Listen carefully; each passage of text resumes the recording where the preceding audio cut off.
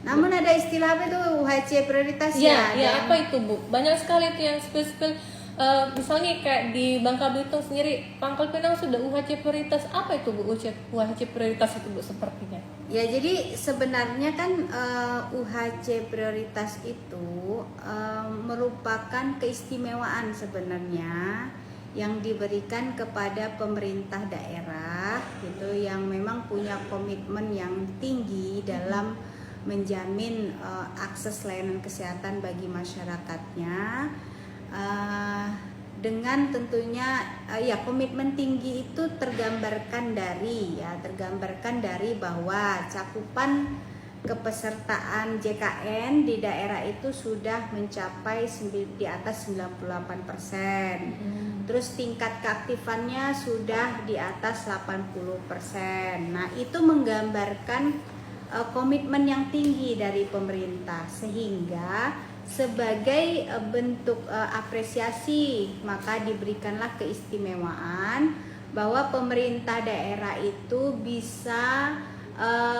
mengaktifkan langsung ya ketika ada masyarakatnya yang dalam kondisi tertentu tidak mampu, perlu ditolong dan lain-lain, sudah kadung sakit tapi kemudian kepesertaannya tidak aktif karena berbagai macam hal, maka pemerintah daerah itu melalui program penjaminan kesehatan bagi masyarakatnya yang dikenal dengan nama PBPU Pemda itu bisa langsung mengaktifkan kepesertaan JKN masyarakatnya itu sehingga bisa dijamin penuh oleh BPJS Kesehatan. Berarti iurannya ditanggung oleh pemerintah ya Bu? Pemerintah. Jadi status UHC prioritas ini adalah bentuk perlindungan pemerintah kepada masyarakatnya yang memang patut dibantu ya gitu kan, tapi mungkin khawatirnya ada ketinggalan, mungkin belum terdata dan lain-lain.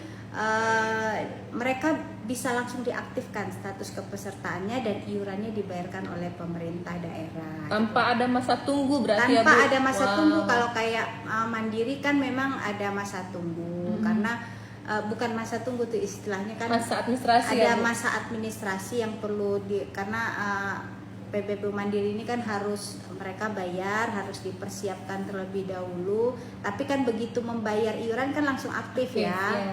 Jadi bukannya bayar iuran terus nunggu dulu enggak, tapi nunggu dulu kita siapkan administratifnya, ada administrasi yang perlu disiapkan, begitu bayar iuran langsung aktif. Tapi memang ada 14 hari ya setelah melaporkan untuk daftar sebagai mandiri, ada 14 hari kemudian baru bisa diaktifkan. Makanya kalau yang mandiri ini kan sebenarnya sasarannya yang mampu ya, yang mampu membayar iuran gitu, dan sehingga kalau mandiri ini kita beri edukasi, ingat bahwa kalau sudah bayar, kalau sudah mendaftar tentu dengan kesadaran penuh ya, dengan kesadaran penuh, sadar akan hak dan kewajibannya, sadar bahwa memang harus membayar terus gitu ya.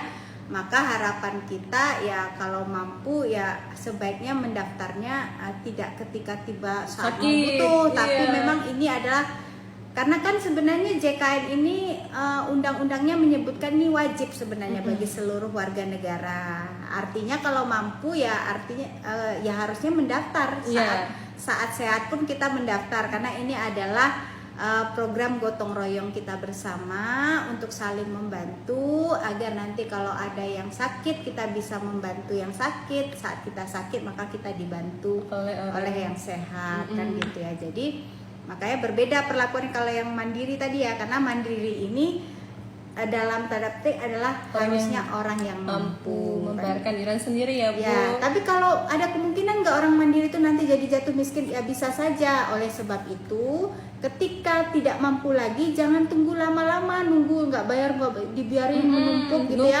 Kalau kita misalnya tiba-tiba ya nauzubillah, saya tidak berharap kita semua ada masalah untuk miskin ya, tapi kalau terjadi hal seperti itu ternyata dirasa tidak mampu lagi membayar iuran secara mandiri, laporkan kepada pejabat setempat gitu ya, kan karena sekarang itu di Provinsi Bangka Belitung ini alhamdulillah semua pemerintah daerahnya sangat peduli kepada masyarakatnya. Jadi telah menyiapkan gitu ya, setelah menyiapkan dari anggaran APBD-nya untuk membantu masyarakat yang tidak mampu tadi. Jadi kalau tidak tapi memang syarat pendaftarannya harus melalui verifikasi dari Pemerintah. pemerintah daerah setempat. Jadi silakan hubungi entah itu kantor lurah, entah itu desa ya RT, gitu, RW, RT RW, Bu. sampaikan saya tidak mampu lagi membayar iuran secara mandiri sehingga nanti bisa dialihkan menjadi Bantuan bantuan pemerintah. iuran baik dari pemerintah daerah maupun pemerintah pusat. Jadi begitulah bentuk kehadiran negara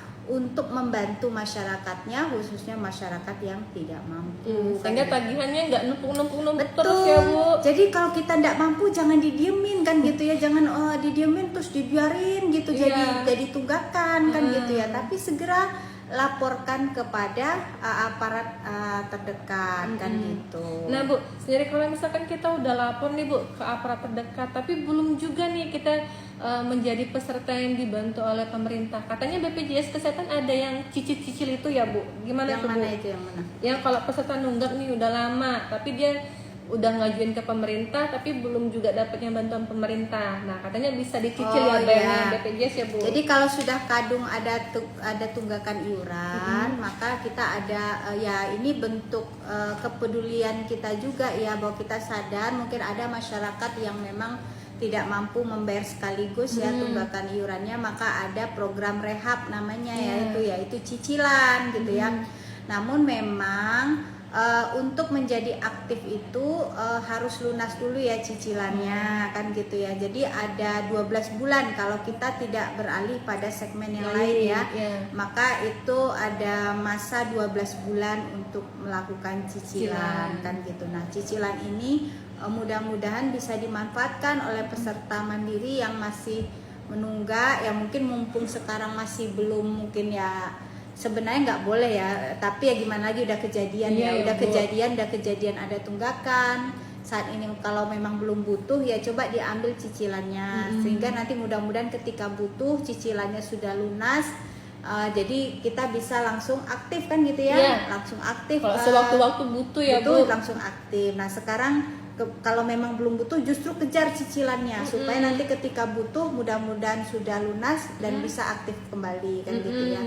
Dan ini sekali lagi mandiri ini adalah untuk yang mampu ya, untuk yang mampu membayar. Jadi mandiri itu kan ada 3 kelas, yaitu kelas 1 kan 150.000 per jiwa, kelas 2 100.000 per jiwa, kelas 3 35.000 per jiwa. Coba kan murah ya yang kelas 35.000 satu mangkok bakso ya. 35.000 per jiwa kan gitu kan. Jadi artinya kalau yang mampu bayar secara mandiri ya dianjurkan membayar secara mandiri kan gitu ya. Jadi oleh sebab itu kalau yang sudah kadung gitu ya, terbentuk tunggakan iuran gitu ya, dan sebenarnya mampu kalau membayar, mungkin kemarin agak alfa gitu ya, agak ini agak lengah, agak apa gitu ya jadinya gitu ya, bahwa kalau mampu kan idealnya memang membayar secara mandiri karena ini sekali lagi adalah program gotong royong kita bersama kan. Jadi yang mumpung lagi ya, yang sehat bantu yang sakit, yang kaya bantu yang miskin kan gitu,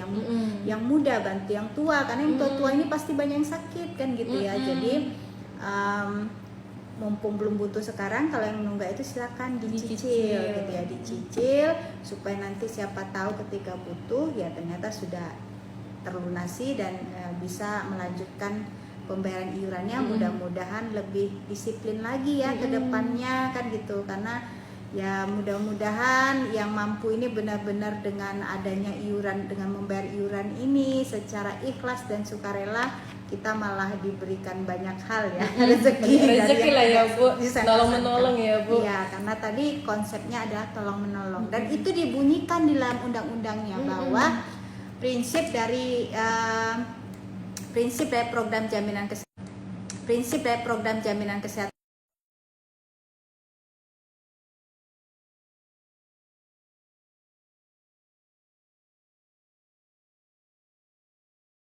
jadi dana yang dikelola oleh JKN itu, oleh BPJS dalam program JKN ini sebesar-besarnya untuk peningkatan layanan kepada peserta gitu. Jadi tidak perlu khawatir kan. Nah baik Bu, tolong dong Bu spill sedikit kalau di wilayah Bangka Belitung apakah sudah UHC semua nih, atau sudah ada yang sudah UHC prioritas, ada yang belum nih Bu?